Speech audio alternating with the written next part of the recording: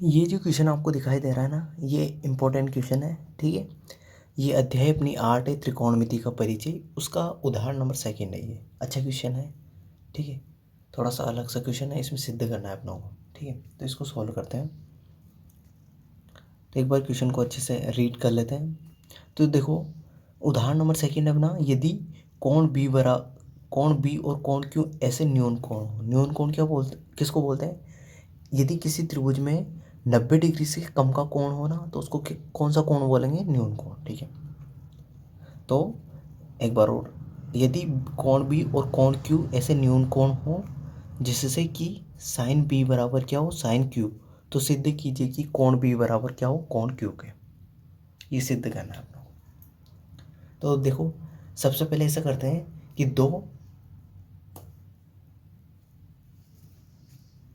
ठीक है, सबसे पहले दो समकोण त्रिभुज ले लेते हैं। समकोण त्रिभुज है ना, देखो एक दो समकोण त्रिभुज बना लेते हैं।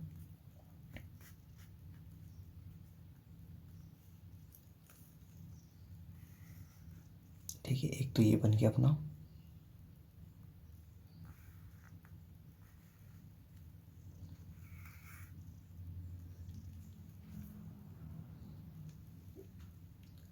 ठीक है, इसको नाम दे देता हूँ मैं ABC PQR। ठीक है, समकोण त्रिभुज मतलब 90 डिग्री का त्रिभुज, 90 डिग्री वाला कोण वाला त्रिभुज। ठीक है, अब देखो मैं क्या करने वाला हूँ, थोड़ा सा ओवरव्यू बता देता हूँ मैं आपको। मैं इस क्वेश्चन को सोल्व करने के लिए क्या करूँगा, लंब, इस त्रिभुज का लंब इस त्रिभुज के लंब का अनुपात, इस त्रिभुज के आधार इस त्रिभुज के आधार का अनुपात, इस त्रिभुज के कर्ण और इस त्रिभुज के कर्ण का अनुपात क्या करूँगा, बराबर सिद्ध करूँगा। यदि ऐसा बराबर सिद्ध हो जाएगा तो एक प्रमेय लगाऊंगा, उससे ये दोनों त्रिभुज क्या हो जाएंगे? समरूप हो जाएंगे। और समरूप हो जाएंगे तो इनके आपस में कोण क्या होंगे? बराबर हो जाएंगे। तो मैं क्या सिद्ध करूँगा इसमें, पहले ओवरव्यू बता रहा हूँ। मैं इसमें दोनों त्रिभुज में, जैसे त्रिभुज नंबर ए, ये फर्स्ट हो गया और ये सेकंड हो गया, तो इस त्रिभुज का लंब और इस त्रिभुज के लंब का अनुपात, इस त्रिभुज के आधार इस त्रिभुज के आधार का अनुपात, इस त्रिभुज के कर्ण और इस त्रिभुज के कर्ण का अनुपात क्या करूँगा? बराबर सिद्ध करूँगा। ठीक है, अब देखो यहाँ से देखना, हम जानते हैं लाल बटे कक्के से LAL बटे के ए। ठीक है, इससे क्या जानते हैं कि साइन थीटा बराबर होता है लंब बटे कर्ण। ठीक है, तो यहाँ पे देखो अपनों को क्या दिया गया है, साइन बी, साइन बी।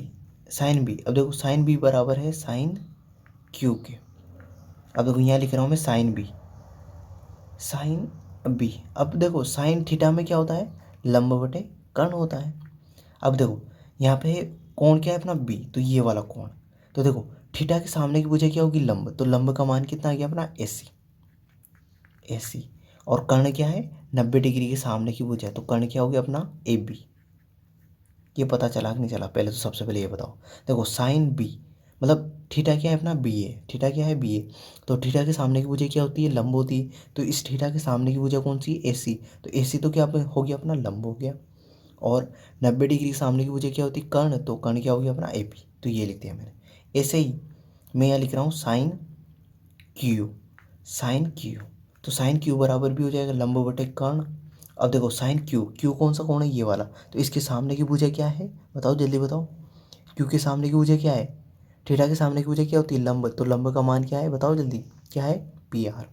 तो देखो PR, ये लंब का मान हो गया अपना। और कर्ण का मान क्या होगा? 90 डिग्री के सामने की भुजा, तो 90 डिग्री के सामने की भुजा क्या है? PQ। तो ये PQ। ठीक है, अब देखो ये समीकरण 1 है, ये समीकरण अपनी 2 है। दिखाई नहीं दे रहा क्या आपको? ठीक है, ये देखो अच्छे से अब तो दिखाई दे रहा होगा। तो मैं एक बार वो समझा देता हूँ। ठीक, देखो मैंने क्या किया, कुछ नहीं किया। ये दिया गया था अपना को साइन बी बराबर साइन क्यू। तो साइन बी बराबर क्या होता है? लंब बटे कर्ण। तो बी क्या है? कोण है। तो कोण के सामने की भुजा क्या होती है? थीटा के सामने की भुजा क्या होती है? लंब। तो AC क्या हो गया अपना? लंब हो गया। और कर्ण क्या होता है? 90 डिग्री के सामने की भुजा, तो AB क्या हो गया अपना? कर्ण। ऐसा कैसे? सेम टू सेम मैंने इस त्रिभुज में किया। साइन क्यू, तो क्यू के सामने की भुजा क्या होगी? लंब। तो क्यू के सामने की भुजा कौन सी है? PR। तो PR तो होगी अपना लंब। और कर्ण क्या होगी? 90 डिग्री सामने भुजा, तो 90 डिग्री सामने की भुजा क्या है? PQ। तो ये PQ। अब ये दो समीकरण आएगी। अब इन दो समीकरणों को क्या करूँगा मैं, बराबर कर दूंगा। अब हम जानते हैं कि साइन बी बराबर किसके हो, साइन क्यू के। तो यहाँ से क्या हो जाएगा, देखो यहाँ से हो जाएगा a c upon A B. ये किसके बराबर हो जाएगा, P R upon P Q के। ए सी अपॉन ए बी बराबर हो जाएगा P R upon P Q के। अब देखो मैं क्या करने वाला हूँ, यहाँ से समझना, यहाँ से इंपॉर्टेंट है थोड़ा। देखो मैं क्या करूँगा, इस पी आर को तो मैं क्या भेजूँगा, इधर भेज दूंगा यहाँ पे, और इस ए बी को कहाँ भेज दूंगा, इधर। इससे क्या होगा अभी पता चल जाएगा। देखो मैंने क्या किया, यहाँ लिख रहा हूँ मैं a c upon p r बराबर a B upon P q. देखो मैंने क्या किया, पी आर को यहाँ से उठा के इसके नीचे ले आया, ए बी की जगह ले आया, और ए बी को पी आर की जगह भेज दिया, ये किया मैंने। अब देखो इससे क्या प्रभाव पड़ेगा, देखो मैं बताता हूँ। देखो ए सी, इस त्रिभुज का ए सी और इस त्रिभुज का पी आर, देखो a c upon p are, A c upon p are मतलब लंब लंब का अनुपात हो गया अपना। लंब लंब का मतलब ऊंचाई ऊंचाई का अनुपात मान लो, अभी लंब लंब का अनुपात मान लो, ठीक है। और देखो अब इस तरीके से देखो a B upon P q, तो ये a B upon P q मतलब कर्ण कर्ण का अनुपात। तो देखो अपने पास लंब लंब का अनुपात आ गया, अपने पास कर्ण कर्ण का अनुपात आ गया। अब अपने को किस किस का अनुपात ज्ञात करना है, आधार आधार का अनुपात। तो मैंने मान लिया ए सी अपॉन पी आर बराबर है ठीक है, एक मिनट थोड़ा सा। तो देखो a c upon p r और a B upon P q, इस किसको बराबर मान लिया मैंने, इसके बराबर मान लिया मैंने के किसके बराबर मान लिया, के। अब देखो ये किसका अनुपात है, लंब लंब का। देखो a c upon p are, तो ये किसका अनुपात हो गया अपना, लंब का। लिखना नहीं है आपको वहाँ पे बोर्ड में, तो लंब का। और ये किसका हो गया, ये हो गया अपना कर्ण का। तो अब किसका अनुपात ज्ञात करना है अपने को, आधार का। किसका अनुपात ज्ञात करना है, आधार का। और आधार कैसे ज्ञात करेंगे, पाइथागोरस प्रमेय से। किस प्रमेय से, पाइथागोरस प्रमेय से। अब देखो मैं क्या करूँगा, यहाँ पे देखना,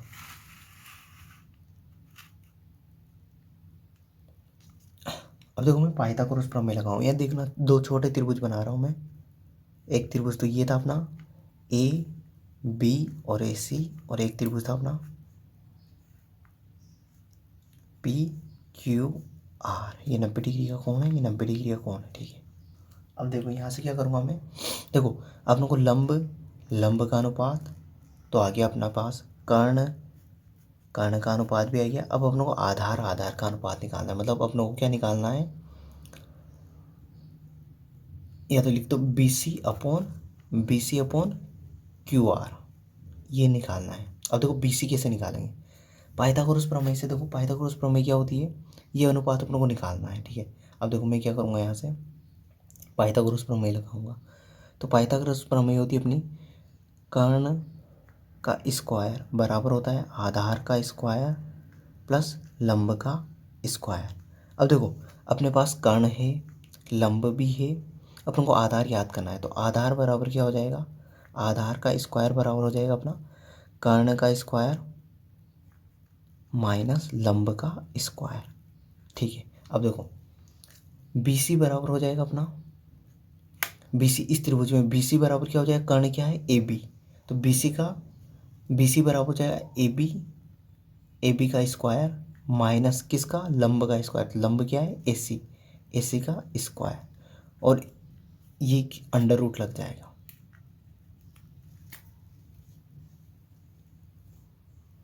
देखो मैं थोड़ा सा आपको कंफ्यूज हो रहे होंगे आप, मैं थोड़ा सा यहाँ पे बता देता हूँ, एक्स्ट्रा पेज लेके देखना, समझना इसको। देखो मैंने क्या किया है, देखो यहाँ से समझना, मैंने क्या किया, पाइथागोरस प्रमेय लगी, पाइथागोरस प्रमेय। ये होता है अपना कर्ण स्क्वायर बराबर आधार का स्क्वायर प्लस लंब का स्क्वायर, ठीक है। अब देखो मैंने क्या किया है, यहाँ से ना, यहाँ देख लेना, यहाँ से मैंने आधार का स्क्वायर किया, आधार का मान याद करना है। तो आधार स्क्वायर पर होता है अपना कर्ण स्क्वायर माइनस लंब का स्क्वायर। ठीक है, अब देखो कर्ण इस त्रिभुज में क्या है अपना ए बी, तो ये ए बी का स्क्वायर माइनस लंब क्या है अपना, लंब है अपना ए सी, तो ये ए सी का स्क्वायर, ये बराबर आधार क्या है अपना बी सी, तो ये बी सी का स्क्वायर। ठीक है, अब देखो अपनों को बी सी का मान याद करना है, बी सी का स्क्वायर थोड़ी याद करना है, तो मैंने क्या किया बी सी बराबर स्क्वायर को बराबर के इधर भेजेंगे तो किस में बदल जाएगा अंडर रूट में, तो A B square minus a c का स्क्वायर, इस कारण वो अंडर रूट आया, तो मैंने डायरेक्ट लिख दिया था वहाँ पे। अब देखो ऐसा कैसे इस त्रिभुज में करूँगा मैं, किस में आर क्यू आर का मान याद करना है, तो क्यू आर बराबर क्या हो जाएगा अंडर रूट, देखो अंडर रूट में क्या कर्ण, कर्ण का स्क्वायर, कर्ण क्या है पी आर, तो P Q sorry P q, तो पी क्यू का स्क्वायर माइनस लंब क्या है पी आर, तो ये पी आर का स्क्वायर।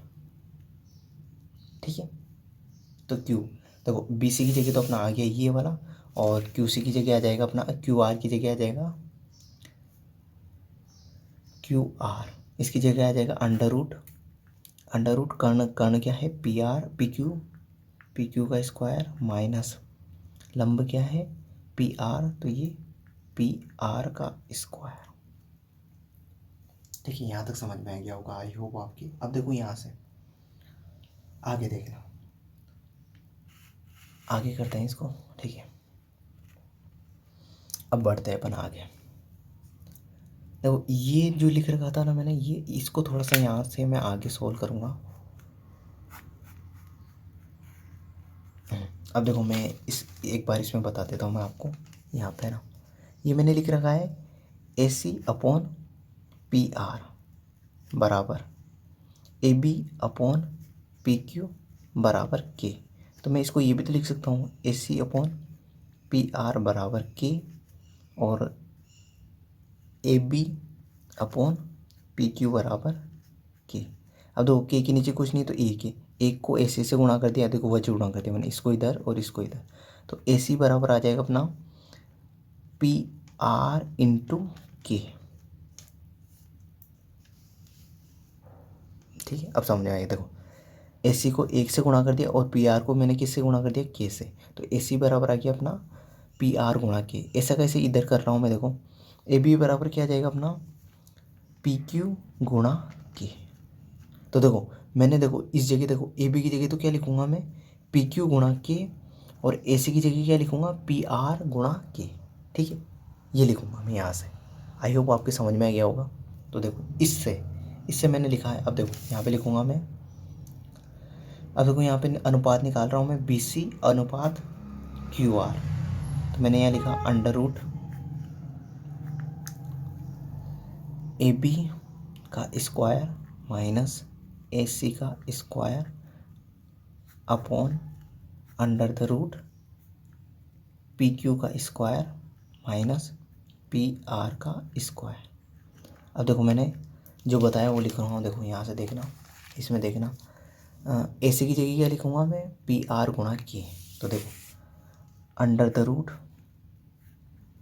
ए सी की जगह लिखा, पहले ए बी की जगह लिख लेते हैं ना, पहले ए बी की जगह क्या लिखूँगा पी क्यू गुणा के, ए बी की जगह लिखा मैंने पी क्यू गुणा के का whole square minus a c की जगह लिखूँगा मैं पी आर गुणा के का whole square upon under the root P Q square minus P R का स्क्वायर। ठीक, अब देखो यहाँ पे आगे देखना अंडर द रूट, देखो ये क्या इसका इसको करेंगे, देखो यहाँ पे समझा देता हूँ मैं आपको। देखो अपने पास क्या है, ये है अपने पास पी क्यू इंटू के और इसका होल स्क्वायर, तो इसको ये भी लिख सकते हैं अपन पी क्यू स्क्वायर इंटू के स्क्वायर, या फिर इसको ऐसे भी लिख सकते हैं के स्क्वायर इंटू पी क्यू का होल स्क्वायर। ठीक है, कोई फ़र्क नहीं पड़ेगा। ऐसा कैसे, देखो पी आर इंटू के इसका होल स्क्वायर, तो इसको क्या लिख सकते हैं पी आर का होल स्क्वायर इंटू के स्क्वायर, और या फिर इसको के स्क्वायर इंटू पी आर का होल स्क्वायर। ठीक है, अब देखो इन दोनों के बीच में माइनस का चिन्ह है, तो मैं क्या करूँगा, देखो यहाँ पे देखो क्या क्या है अपना, के स्क्वायर इंटू पी क्यू का होल स्क्वायर माइनस के स्क्वायर इंटू पी क्यू का पी आर का होल स्क्वायर। तो देखो यहाँ पे के स्क्वायर है, यहाँ पे के स्क्वायर, तो के स्क्वायर मैंने कॉमन ले लिया, तो अंदर क्या बचा, पी क्यू का whole square minus P R का होल स्क्वायर। ठीक है, और इन सब के ऊपर क्या लग रहा है, अंडर रूट, तो यहाँ पे ये लिखने वाला हूँ। ठीक है, तो देखो के स्क्वायर, फिर यहाँ पे बड़ा वाला कोष्टक लगा देता हूँ, पी क्यू का whole square minus P R का होल स्क्वायर। ठीक है, upon under the root P Q का whole square minus P R का होल स्क्वायर।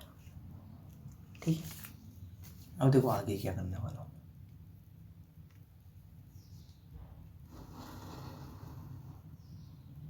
ठीक है, अब समझना यहाँ से। अब देखो मैंने के स्क्वायर, इसको बाहर निकालूंगा, देखो अंडर रूट से बाहर निकालूंगा के स्क्वायर को, तो क्या आएगा, के आएगा। ध्यान रखना मैं क्या कर रहा हूँ, यहाँ पे समझा रहा हूँ मैं, के स्क्वायर अंडर रूट के अंदर है, तो इसको बाहर निकालूंगा तो क्या आ जाएगा, ओनली के आ जाएगा। क्यों आएगा, क्योंकि अंडर रूट का मतलब होता है किसी भी की भी घात, जैसे के स्क्वायर इस अंडर रूट के अंदर लिखा हुआ है, तो अंडर रूट का मतलब क्या है, इसकी घात कितनी, 1/2। अंडर रूट का मतलब क्या होता है, इसकी घात कितनी, 1/2। तो देखो जब घात के ऊपर घात हो तो क्या हो जाती है, गुणा हो जाती है। तो देखो के स्क्वायर गुणा 1/2, एक 2 से 2 कट गया, तो के की घात कितनी बची, 1।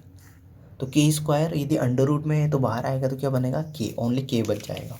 तो देखो अपना b c upon q r बराबर आ गया, के स्क्वायर को बाहर निकाला तो क्या आ गया, के, और अंदर बचा under root P Q square minus P R का square upon under root P Q square minus P R का स्क्वायर। अब देखो ये वाला और ये वाला दोनों सेम है तो कट जाएंगे, तो अपना यहाँ से क्या आया, b c upon q r बराबर क्या आ गया अपना, के। ठीक है, और पहले भी अपनों ने देखो बी सी, अब देखो त्रिभुज में देखना, मैंने वापस त्रिभुज बना रहा हूँ, यहाँ पे देखो ये और ये था अपना ए बी और ये सी, ये था अपना पी क्यू आर। तो देखो b c upon q r इनका अनुपात क्या है, के। और अभी अपनों ने इससे पहले बताया था मैंने, a c upon p r और a B upon P q बराबर क्या माना था अपनों ने, के।